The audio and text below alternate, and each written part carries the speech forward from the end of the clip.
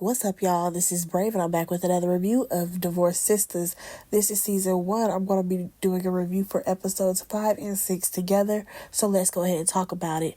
So we start this episode off. This is episode 5, Geneva. She is still waiting to hear if Naomi is going to get out of jail or if she's going to get bail. She need to get something.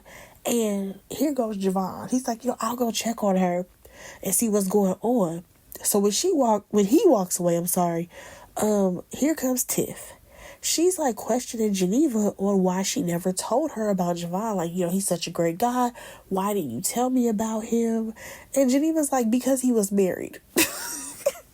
I'm sorry. In this little scene, Geneva low-key ate because Tiff was getting on my nerves. Girl, if this man was married for what? I think it's been already 6 years. Yeah, she wouldn't have told you about him because within those 6 years, you were married at some point. So, yeah, that wouldn't make sense. So then, again, Tiff is just going on and on about he is such a great guy. But Geneva, she's making it seem like it may be something wrong with him or he got some skeletons in his closet. Baby, the skeleton is you. Geneva, you are the skeleton. But nonetheless, Tiffany, she keeps asking her to tell her things about Javon. And it's like, girl, just go ask him. If you got all these questions about how was his ex-wife and all of these things, girl, go ask that man. Also, it seems like these two haven't even seen each other in years. So I'm with Geneva on this. Go ask that man all these questions. And then this is the part that really threw me. Why did Tiffany say, you know what, I'm just going to go ask Rashida? Why? Like, girl, you are that desperate to get the attention of this man that you're willing to ask your friend who has no information on him? Like, it's giving a little weirdo right now. Because I'm like, Tiff, I get it, you haven't talked to a man in a long time, but I'm just trying to understand why you want to go through all these weird avenues to get information out of him. You can do a quick Google search on some of this. So Geneva ends up telling her to basically tread lightly when it comes to this new situation with Javon. And Tiffany, she thinks that Geneva is acting weird. Now, is Geneva acting weird? Absolutely. But baby, Geneva has been acting weird all night. Okay? This entire night, she has been acting hella strange. And also, y'all, I just want to point this out because I've realized that we have only gone through one day on this show. I thought that the pacing from the first episode, it was going to move a little bit faster, but it's not. I thought it was going to be faster than the regular Sistas, but no, this is just Tyler Perry's formula. Whatever. Moving on. So we jump on over to Bridget. She calls Tiff, and she wants to know if Naomi is out yet. And here's the thing. She not. So, she ends up letting the ladies know that, there's the video, it's out there, and people have seen it, it's going viral. Now, what threw me was when she said she's trying to get the church's PR team to, contain the video. And I said, damn, this church got a whole PR team? Y'all got a whole lot of money over there. What are we doing? Why do we need a new church again? Anyways, Javon comes back. He lets the ladies know that Naomi is about to get out of jail. And I just don't like how Tiffany, she's so thirsty for Javon. She's like, oh my gosh, good work today. Then I think at one point she was like, oh, he's such a great lawyer. I'm like, Tiff, you so damn thirsty. I guess. Moving on. We see Vaughn. He is pretending to be asleep right now while Bridget is getting ready for work. She's literally thinking that he's asleep, so she's questioning to herself out loud, what is she even doing with this man, okay? She doesn't exactly say that, but that's the real question. Why is she still with Vaughn? And baby, I'm trying to figure it out.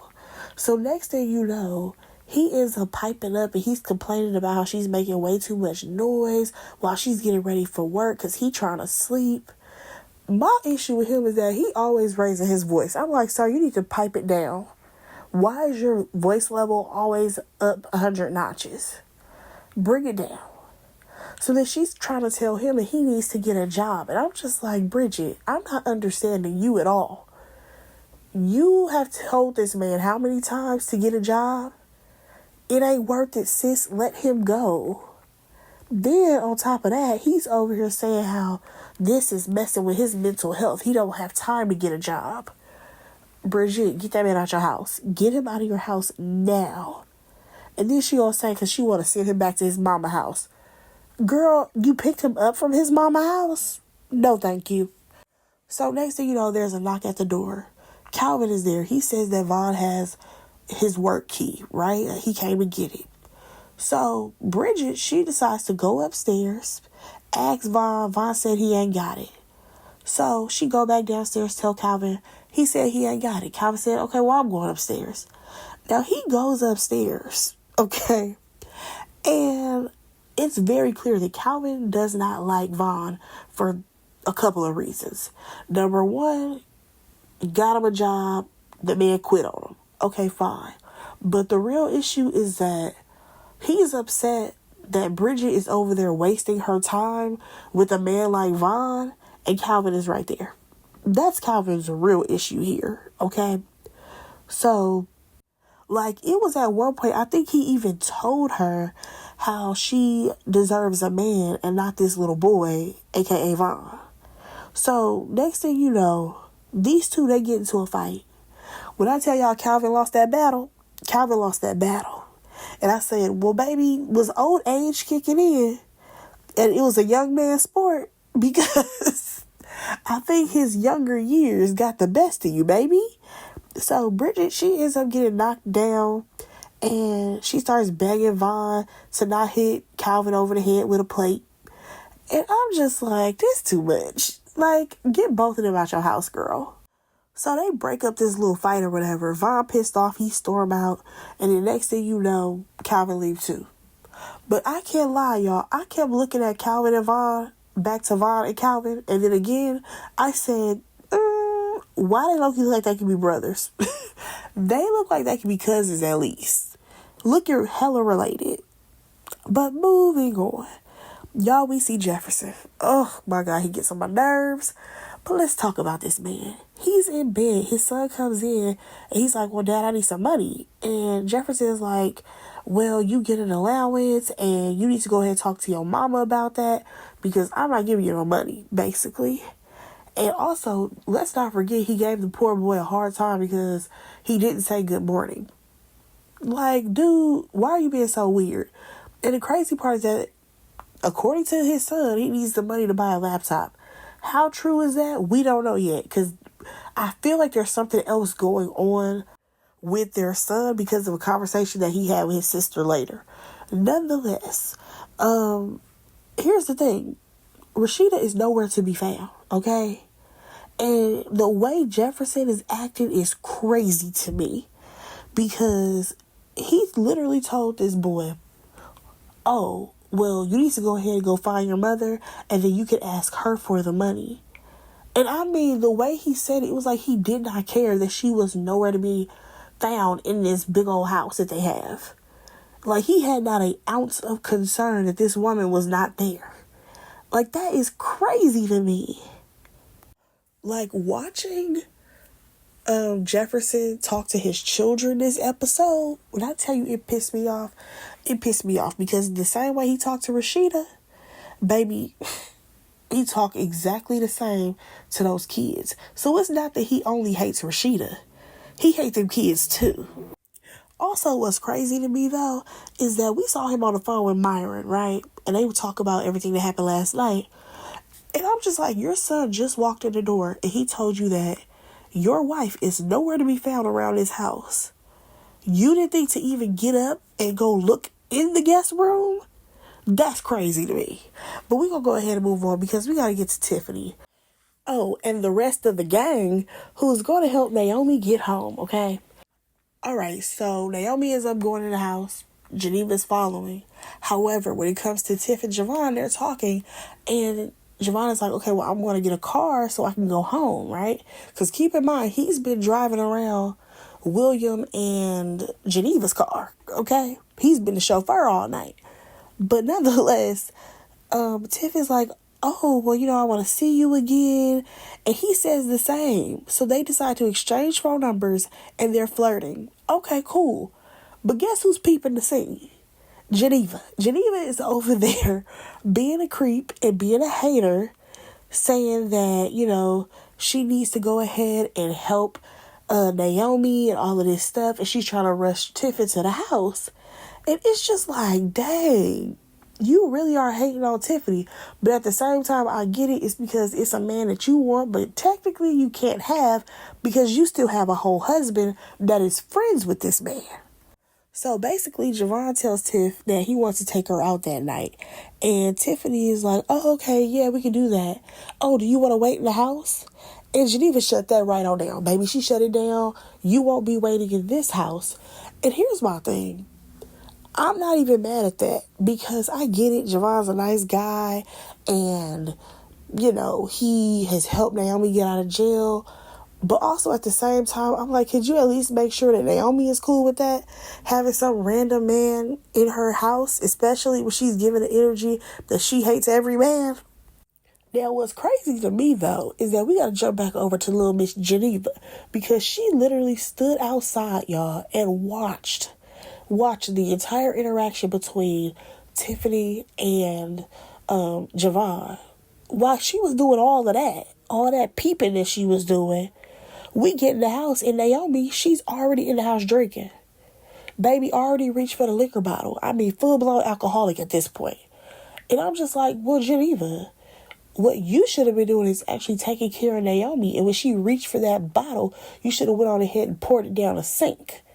But no, that's not what you did. You were so busy worried about what Javon had going on with your homegirl, Tiffany. But let's go ahead and talk about the fact that Bridget has shown up, right? Now, keep in mind, y'all, it is still the top of the morning. I said, Tyler.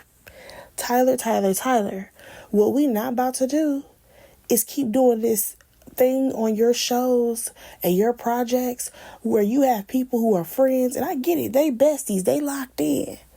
But we're not about to keep showing up places at the top of the morning before work.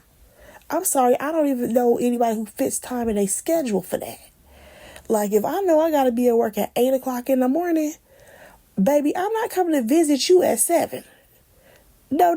That's not how that works. I don't care if you went to jail. Like, you can call me. I can be on the phone line. But, baby, I ain't coming to see you, especially when I still got to go into work. But nonetheless, she's there to support Naomi. And Naomi is telling the ladies how, all her stuff got taken from her. And why did Naomi say that Rashida didn't even call me? I'm sorry, sweetheart. What are you mad for again? You got 3 of the 4. You got 3 of the 4 here sitting right with you. Baby, relax, okay? Also, at the same time, when you poured that hot coffee on that white girl, you also got coffee on that lady husband. Listen, Jefferson is pure trash, but at the end of the day, Naomi, I'm going to need for you to scoot back just a little bit and take just a little bit of accountability, okay? And also, I think it's crazy that she's like, Rashida, she didn't reach out because of her pastor husband and all of this stuff. And I'm just like, damn, Naomi, you really feel that way? Because that's your girl. That's like, your homegirl. It's interesting that she even feels that way. But honestly, it's giving. Naomi has been feeling a way about Rashida.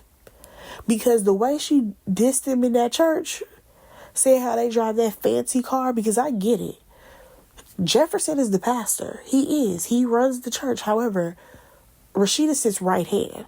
So for her to sit up there at that little banquet or whatever that was and tell them, oh, because, you drive that fancy car and now you trying to get more money to build a bigger church, it's giving she has an issue with Rashida. But they just not saying it just yet. Because on top of that, y'all, when she's talking to the ladies right now, Naomi basically feels justified in everything that she said about Jefferson. And here's the thing. Bridget ain't going for that. Bridget's like, no, the pastor's a good man. He's a good man. I said, Bridget, you gotta be kidding me. You mean to tell me that you have sat in meetings with Jefferson and Rashida and you heard the way he talked to her and you still think that he a good man? It's something wrong with you too. But you know what? I knew it was something wrong with you because you still laying in bed with Vaughn. So you know what? I cannot expect much out of you.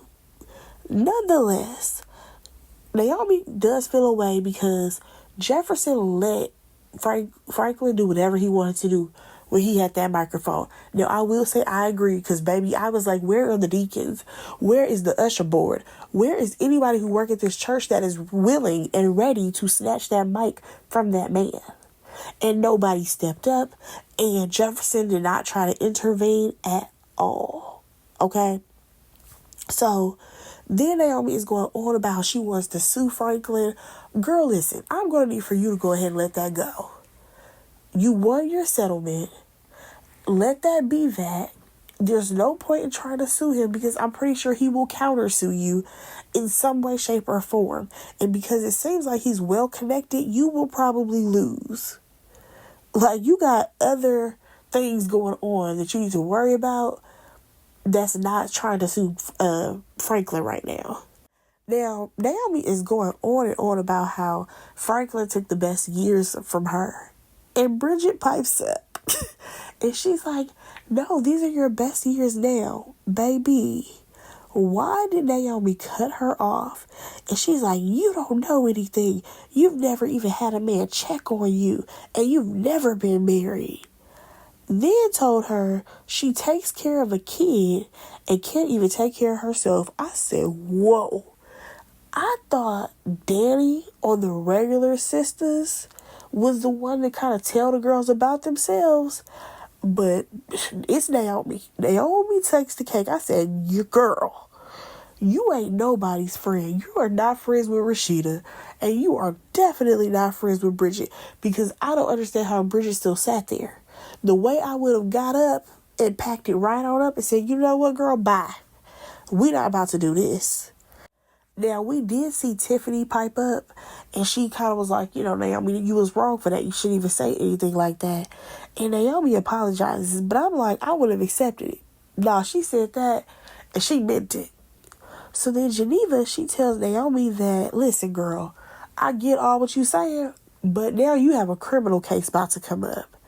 And you need a very good defense attorney because everything that you did and how all of this is playing out, it's bad. Even though it's going viral and you got people, you know, probably sliding in your DMs and liking the video and all of that, baby, no.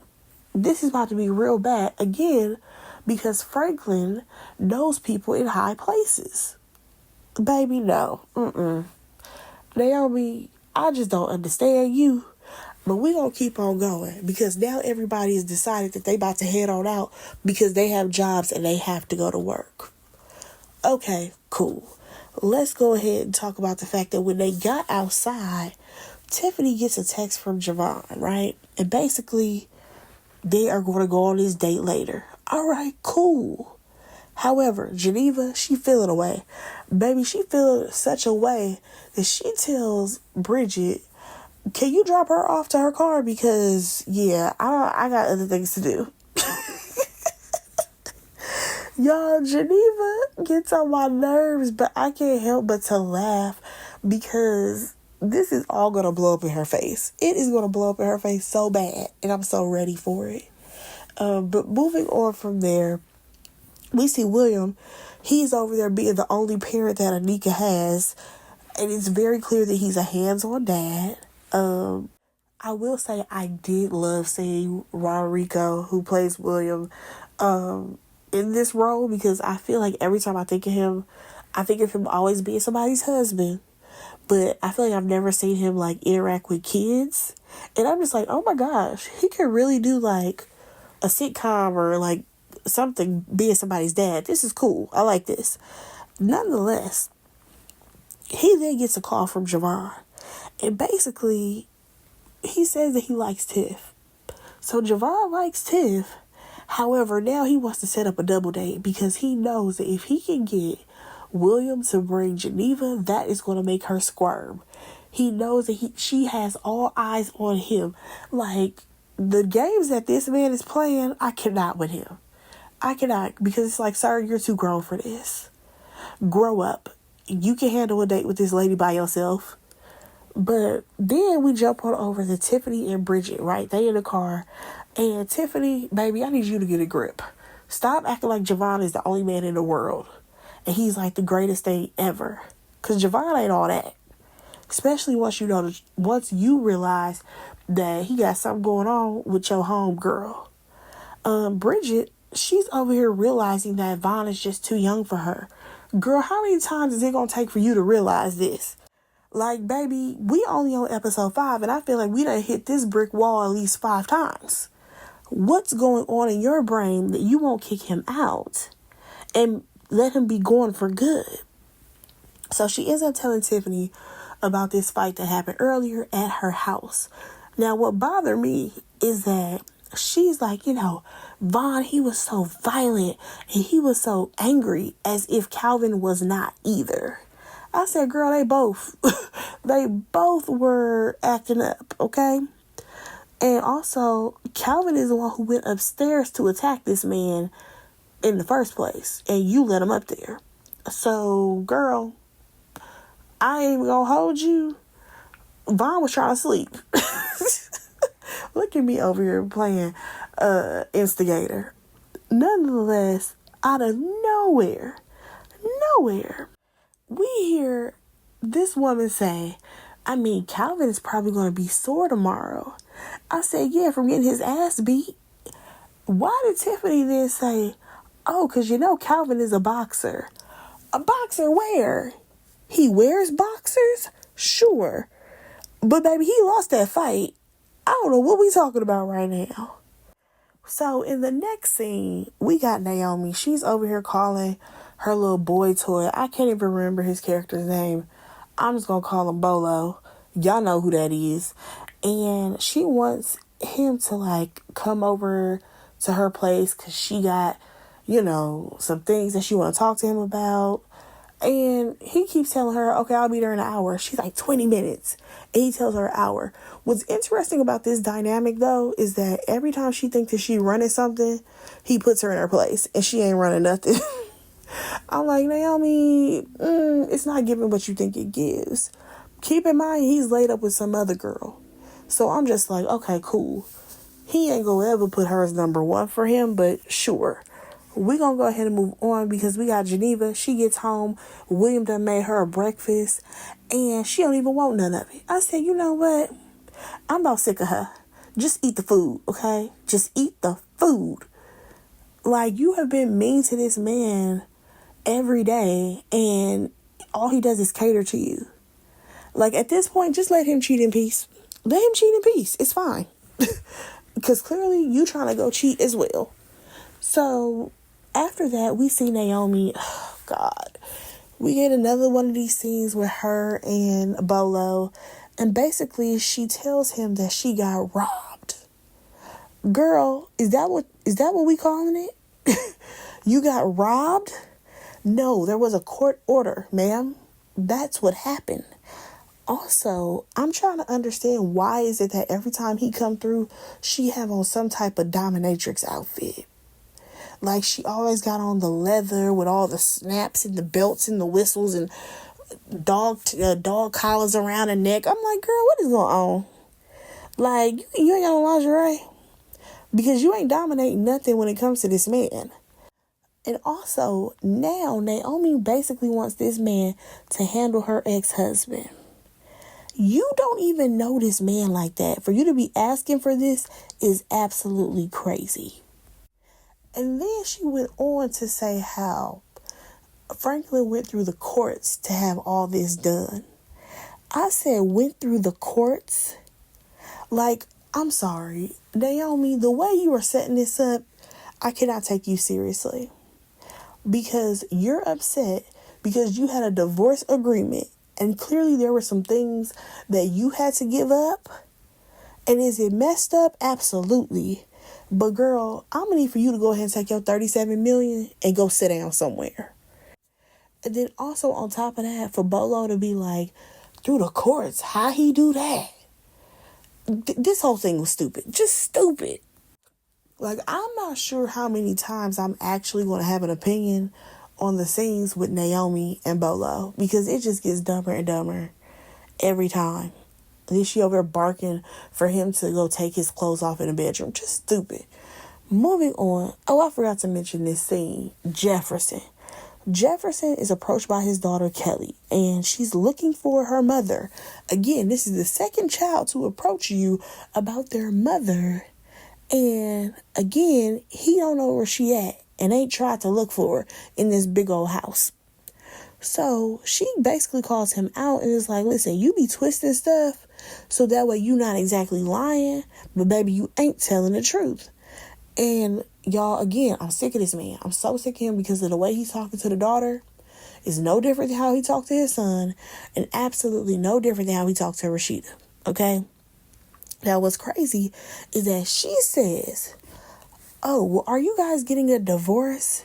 Because if y'all are planning on doing that, I'm going to stay with you. I'm confused. I'm confusion. Why would you want to stay with your daddy? Is it because he got the most money?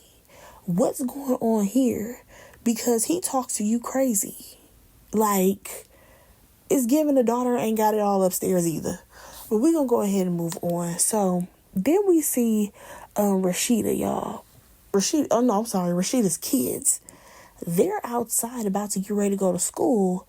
And this is where we do hear the son and daughter kind of have this conversation about how he needs this money. But we didn't get any clarity because the kids have peeped that Rashida slept in the car. And they're like, Mom, what's going on? What's going on? And she's like, just go to school. Like, she's yelling at them to go to school. I'm like, Rashida, I know you didn't sleep out here all night. That's kind of crazy when y'all got this big old house. Anyways, moving on, we see Geneva, and she's spying on her husband. Baby, she done pulled up to the school to see who he's talking to. I said, Geneva, aren't you like a lawyer, attorney, something like that? Go to work, boo. But I guess it's still, 7:30 in the morning? So I guess she ain't got nothing else to do. So we see him talking to this girl, okay? And next thing you know, she gets a phone call from Javon. Baby, Javon plays too much of a dangerous game for me. And I'm over him. He's trying to convince her to tell him not to talk to Tiffany. Get off her line. Like, in Geneva, you ain't even planning right. Because, baby, I would have told him, oh, go ahead. Y'all got my blessing. You can have Tiffany. Do that, my boy. And hung up the phone. So at this point, she sees William, though. She sees that he's like hugging Maddie mama. And what's crazy to me is that I'm just not understanding how he never saw her car. You know your wife's car. You know her license plate number. Like, I'm not understanding why he didn't peep that she was right there. But whatever. We're going to see what happens with that storyline. Let's go ahead and move on to the last scene. We see Jefferson, y'all. He comes out to the car and he's like, what are you doing? Why are you out here, Rashida? You've been out here all night. Like, I thought you were in the guest room. Baby, you so full of it. Because you never, ever attempted to check the guest room to see if she was there. So you're full of shit. You didn't give a fuck where she was. Okay? So she is like, you didn't open the door for me. And he calls her childish. Now, I can't even lie. When she said, you didn't open the door for me, it did give off childish. Like, girl, just swing the damn door open and come in the house. However, he ends up pointing out to her that the car is electric, baby. Just push the button.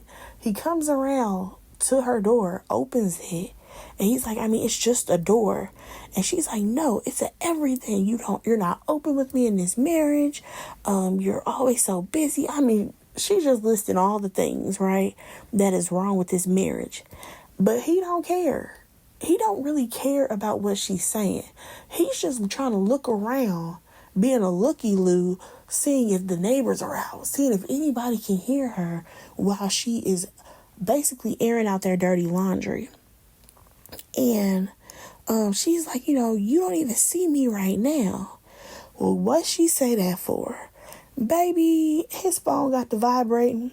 She snatches the phone, answers it. Oh, it's Myron. Why that man said, hey, babe, or something like that. No, he said, "Are you in the car, babe?" When I tell you, her whole face was shattered. I was like, "Ooh, not you being with the man, Pastor. Not you being with the man. This is real messy."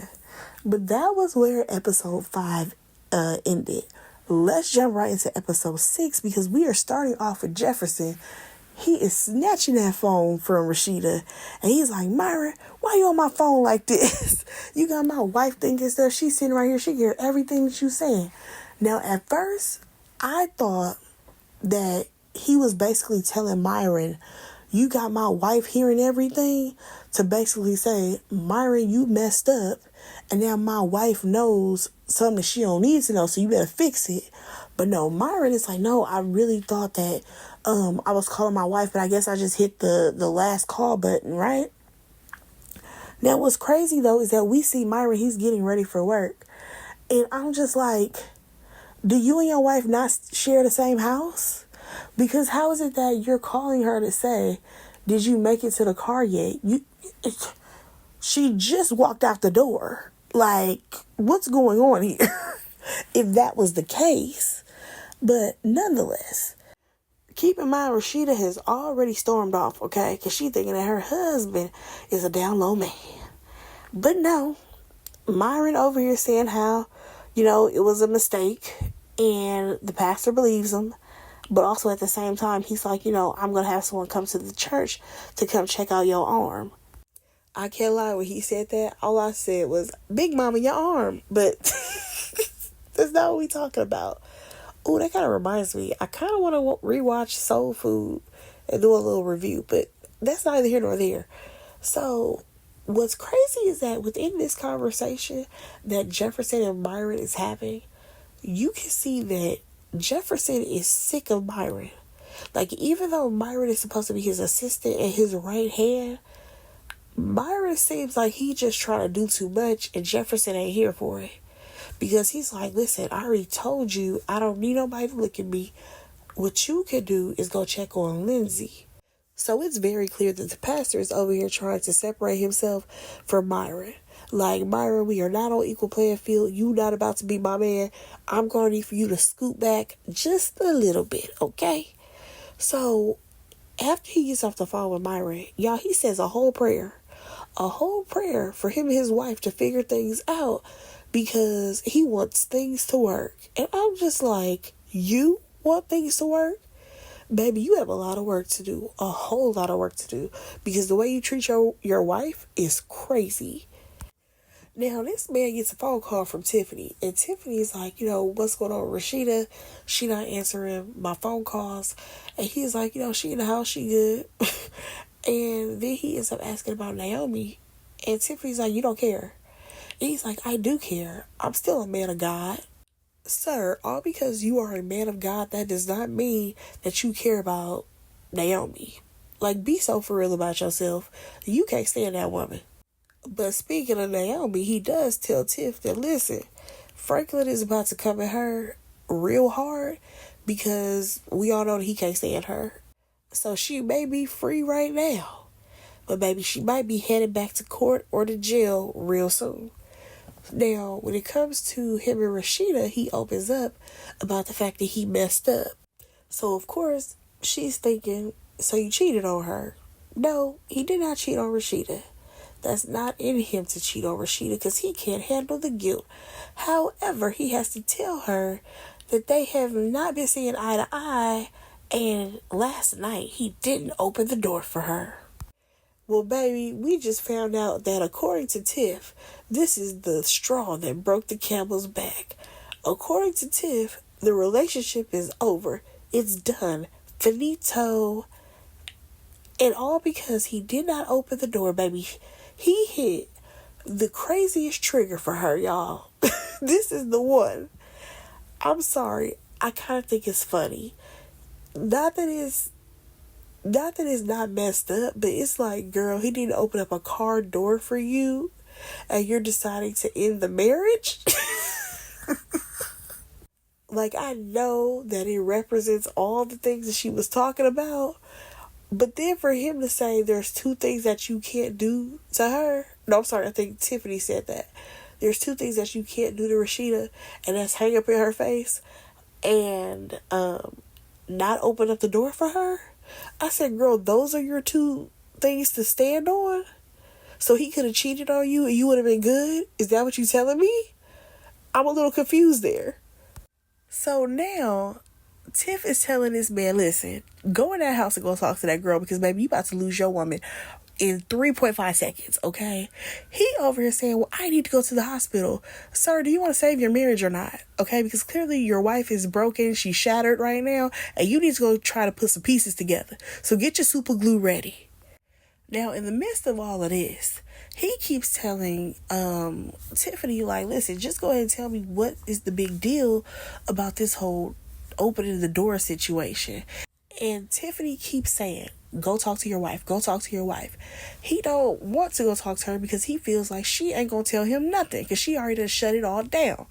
So Tiffany ends up telling him the story of how they all went to college together, right? You have Tiffany, Geneva, and Rashida, right?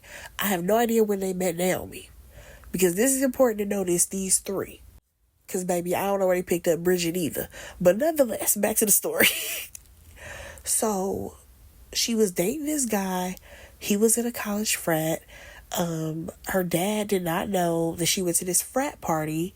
They all went to the frat party. The girls went too. She said we all went to the frat party.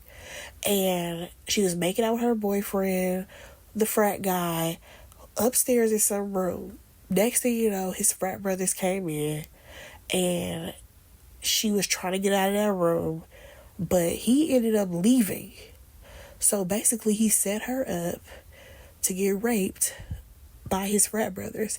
And when she was at the door trying to probably claw to get him to open up the door, he wouldn't open it to the point where he was holding the door so that it would not open. So that is why it is so important for a man to always open the door for her. Now, the reason why I said it's important that I note that it's those three is because the only people who know this story is Geneva and Tiffany. Like, this was a story that was going to be taken to the grave.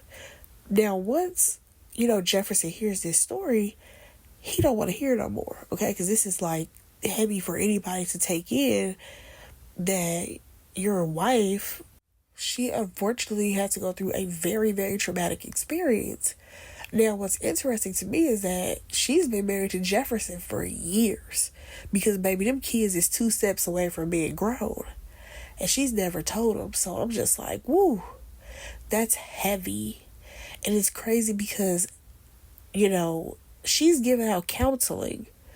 Not trying to be funny, but Rashida, baby, you need to go see a counselor yourself. You need to go see a therapist.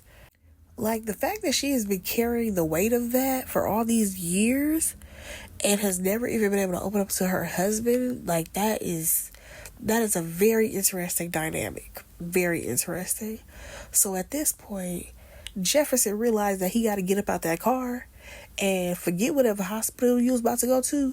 You need to go ahead and go fix things with your wife. But really, Tiff shouldn't have even had to tell you that for you to go fix things with your wife. But you know what? This is Jefferson. So I'm not expecting much. So he goes upstairs. He sees Rashida. He's trying to talk to her, but you already know she's over it. She ain't trying to give him the time of day. And he does admit to her that, he's messed up.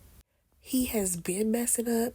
He says that, he's been wanting this church so bad to the point where he's preaching 3 sermons a day. But literally his own body can't even take it, that she had to step up and start preaching. So not only did she have to start preaching, and he felt insecure about that because he feels like he's the man, so he should be able to handle all of this.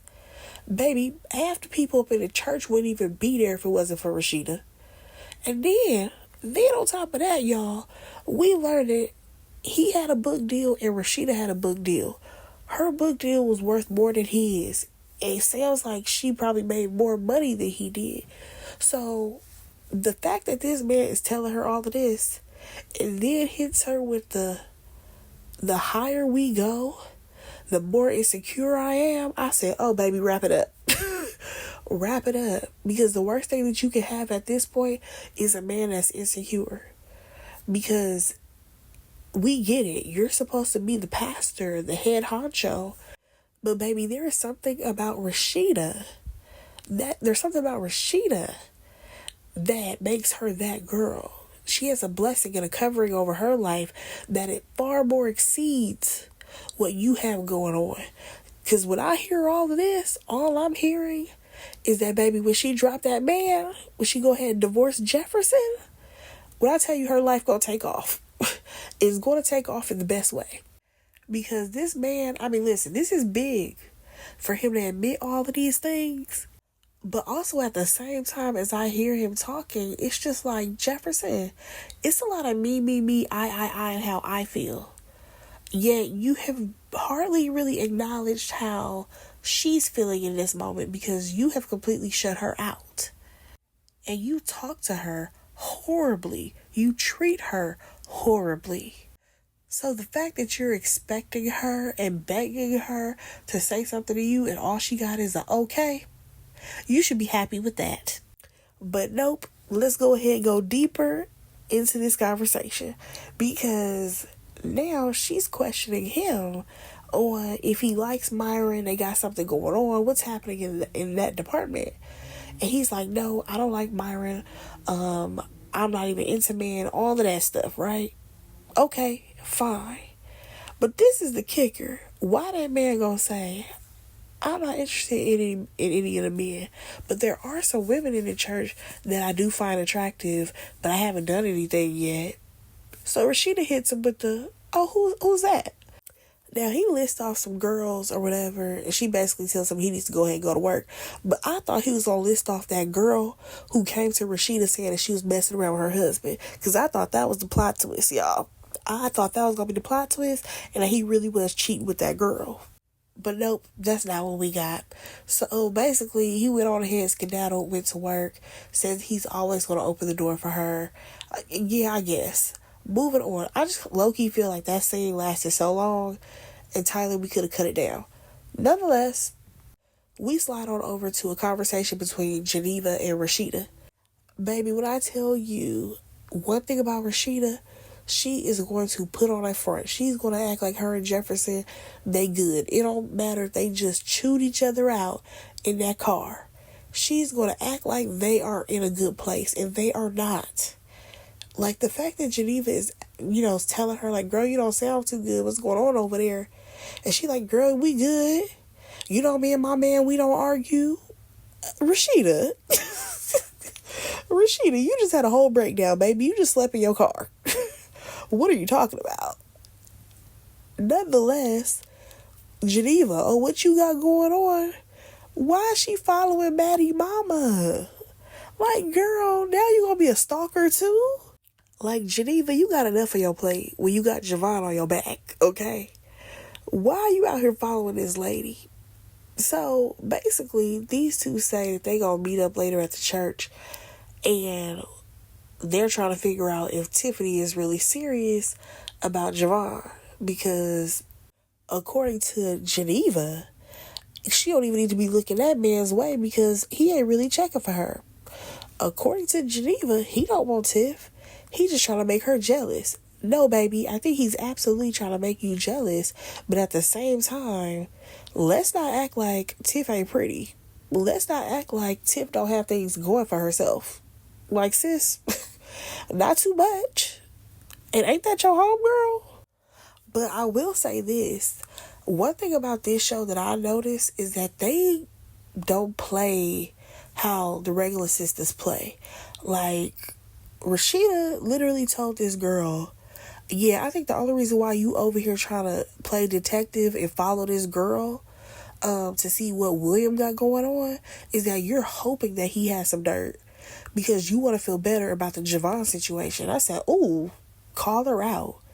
Baby, I'm sorry, but the regular sisters, they don't do that. They don't call each other out like this. They kind of pacify each other. But these ladies, it's different. So they briefly talk about Naomi and how they all gonna go see her later. All right, cool. Moving on. She get off the phone. Rashida gets off the phone with Geneva, and next thing you know, Jefferson is still here. I'm like, sir, why is you here? This lady has already told you that she needs her space, she needs the process, and here you are. He's like, well, I just decided I was going to wait for you so that way we can ride together. I miss us riding together. And she's like, well, I'm not trying to go to the hospital, okay? Because that's where you're going. And he's like, no, I can just drop you off at the church. I just want to ride in the car with you. Sir, scoot back up off of her, okay? Back up off of her. Give her space. So out of nowhere, he's like, oh, and did I tell you that you were the most beautiful woman at the event last night? And she like, what is going on? Because you don't even talk to me like this. You ain't never talked to me like this. And the thing is, he's pouring it on thick because he feels so bad now that he knows this information about her. However, it's coming off as if you did something way bigger than what you're saying that you didn't do. And she just trying to get to the bottom of it, okay? Because the thing about Rashida is that she's not dumb. Like, she knows that there's something off. And at some point, baby, you just gonna have to admit that your wife's homegirl let you know some information that you shouldn't have even known. And what's crazy is that the only thing that he'll admit that he was wrong to is what happened last night. No, baby, you've been acting a fool for days, for weeks, probably months at this point. All right, it's been months because you haven't even been sleeping with your wife. So, what's going on, sir? Don't you worry, because the way Rashida brain is working, oh, baby, she's clocked in. She done figured it out. Oh, you must have talked to Tiff. Because Bridget don't know nothing. I don't think that Naomi even knows. She was just on the phone with Geneva, and Geneva is on some other type of time. Oh, baby, you talked to Tiffany. We got to the bottom real quick. And at this point, she does not think that anything that Jefferson is saying is actually genuine, okay? You're treating her like a victim. You are basically operating from a space of, oh my God, my wife went through this traumatic thing. I've been horrible to her, but let me go ahead and treat her like the princess that she should have always been treated like. Or should I say the queen that she's always should have been treated like. And it's like, no, baby. Now it's coming off real fake. So he then goes on to tell her how when he was praying for her, he got, or should I say for her and their marriage, he got a phone call from Tiffany and how, this is like a sign from God because Tiffany never calls. And yeah, all of that's cool and all, Pastor. But again, I'm ready for you to let this lady get her space.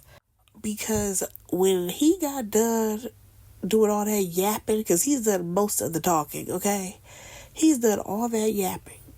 He gets up off the floor because he was like on bended knee, and he's like, I got you. Hugs her. She's not even wrapping her arms around him. He forces her arm to be wrapped around him. And I'm just like, baby, it's over. Like, you gonna have to really do some changing and do a whole 180, sir. Because you got a lot of work to do to get this woman back. Now that we done with these two, because baby, they took a lot of my time. We see Bridget, y'all. She up in the church, and Calvin is there waiting on her because he trying to figure out where is Vaughn at. The police done been by the house, and he needs to know where that man is because he's about to go to jail. He's about to get arrested, and she's like, why is it going this far? And that man still wants his keys, and technically, he got his ass beat. Now, here's the thing. What's bothering me is how many people have told Bridget that she could do better and that she don't need to be with Vaughn. And the fact that she's told herself this so many times, I'm not understanding why she is still with him. Because even though she sent him back to his mama house, it's given that they not done. Speaking of his mama house, Calvin is like, where his mama live, because if that's where he at, I'm sending the police over there. And of course she don't want to give up that information. So she's like, why does this have to escalate to all of this? Like, it don't have to be all that. And Calvin is like, nah, it do have to be all that because he's going to jail. As he's saying that, baby, here come Pastor and the wife holding hands. I said, girl, Rashida, stand up. Now, Calvin wants to talk to the pastor. That's fine. But why did Myra walk up and he's so busy saying, oh, Pastor, I said that you were busy. Fuck all that. You need to be like, Rashida, can I talk to you for a minute? Because I promise you, I was really trying to call my wife. I was not trying to talk to your husband. But nope, he just went on skedaddle to wherever the pastor went. Now, we jump on over to Bridget and Rashida. Bridget is going on about how, things got crazy at her house because Calvin and Vaughn got into it, right? Now, here's the frustrated part. Rashida is like, girl, we all know this man ain't good for you. You need to go ahead and drop him. Okay, fine. She said she gonna drop him. However, when she tells her about the fight, why she's talking about how this man, he got so angry yet again, as if Calvin did not go upstairs, pissed off, and he kind of started the fight. Or am I tripping? Am I tripping, or did Calvin not start that fight? And the same way that Calvin was pissed off, Vaughn was pissed off. Like, girl, you would have thought that he hit you on purpose, the way you acting right now. But I guess if that's what we got to do to prove that he's such a bad guy, because, there's a list of things that you could be listing. But if that's what we want to do, sure. So now Bridget want to know what's going on with Rashida and Kirk. Rashida and Jefferson. And baby, she not about to leave this man. Okay? She's not. But also at the same time, I don't need you bigging them up as if they the greatest couple on earth. Bridget, please relax it. So they talk about the fact that Naomi ain't answering, right? Rashida tried to call her. She ain't answering the phone. Girl, that's because she's in bed with old boy, okay? She ain't got time for y'all. Now, y'all, let's get to the most confusing scene that I think I have seen this season so far. We see Geneva. She's walking to her car. And as she's walking, her phone rings. And it's Tiffany. Baby, she had to ignore her real quick, okay? She don't want to talk to that lady. But Tiffany's outside. She's like, girl, so this is what you've been doing? You've been ignoring all my calls? And she's like, oh, I'm just trying to hurry up and get up out of here because I'm running late, right? Clearly, she coming from work. She finally changed them damn clothes. And Tiffany, y'all, I'm trying to like her. But Tiffany's energy is so lackluster, it kind of annoys me. Nonetheless, she doesn't like the energy that she's getting from Geneva, okay? Because Geneva has absolutely changed completely from how she was just at the top of the day yesterday with the same girl, okay? So I get it, Tiff. But the fact that you sat up here and was like, oh yeah, because, I talked to Javon when I was on my way over here, and he talks to me the whole way. I'm just like, girl, you playing games the same way Javon do. What is going on right now? Now, speaking of him, who pulls up? Javon. I said, no, sir, why are you here? Why is everybody in front of Geneva's house? Baby, come to find out, Javon had it in his brain that it would be so cool if he could move in next to William and Geneva. Baby, when I tell you, he is trying to get under that lady's skin every way possible. He's really trying to get under her skin. And I'm just like, Geneva, you messed around with the wrong man. And the sad part about it is that Tiffany is going to be so hurt when all of this blow up in everybody's face. Because at one point in this conversation, she does kind of question, like, dude, what's going on here? Like, we've known each other for less than 24 hours and you low-key coming on strong. But no, he swears that he likes her. I feel like at this point, this is love bombing, and I need for him to go now. Like, seriously, now. Alright, so in the next scene, we have Geneva. She has made her way to the yoga studio. Yes, she has circled back to Maddie's mama, okay? She went in there pretending like, oh yeah, you're Maddie's mom. Our girls are in the same class. I would love for them to have a play date. So Maddie's mama is like, all right, cool, yeah, the girls will love that. She all down. Then we have Geneva saying, let's go ahead and exchange numbers. They switch phones, exchange numbers, and then she leaves her phone there and walks out. I said, now, girl, what is you doing? Y'all, why did Geneva get all the way to the car? I guess she lit a cigarette because we never saw her light it, but she's smoking a cigarette. I said, oh girl, when did you start smoking those? What is going on right now? She gets out the car. Keep in mind, we can hear in the background that Tyler Perry is asking for a wide shot. Then we see her walk back down this hallway and he's yelling out action. I said, now Tyler, who is your editor? Because whoever your editor is horrible. There's no way that this show has gone past multiple people and nobody said, yo, we need to cut that scene. We need to figure out how to edit out Tyler's voice, yell it out action. Just a mess. Just a mess. So Geneva go back up in there. She's like, oh, I think I forgot my phone here. Gets her phone that's matching her burgundy outfit. Y'all, she literally left that phone there so that way she can record if Maddie mom decided to call William to be like, hey, your wife was just here. But no, it sounded like she called her husband. Geneva, you did all of this for nothing. All of this for nothing right now. Let's go back over to the church folks. We got Rashida and Bridget. And basically we learned that Geneva has made her way to the church. Tyler.